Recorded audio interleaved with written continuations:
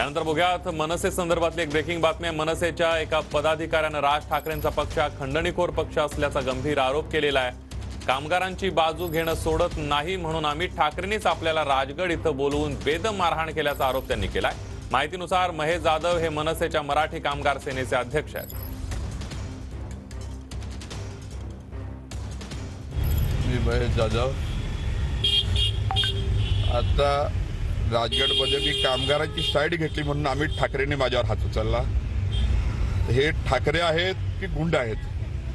अमित ठाकरे सारख्या माणसाला हे शोभत नाही। अमित ठाकरेंनी माझ्यावर हात उचलला। अमित ठाकरेला जर गरिबात 800,000 कामगारांची तळतळाट लागेल।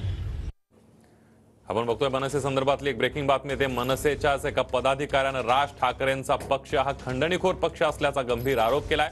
कामगारांची बाजू घेणं सोडत नाही म्हणून अमित ठाकरेंनी आपल्याला राजगड इथं बोलवून बेदम मारहाण केल्याचा आरोप त्यांनी केलेला आहे। माहितीनुसार महेश जाधव हे मनसेच्या मराठी कामगार सेनेचे अध्यक्ष आहेत।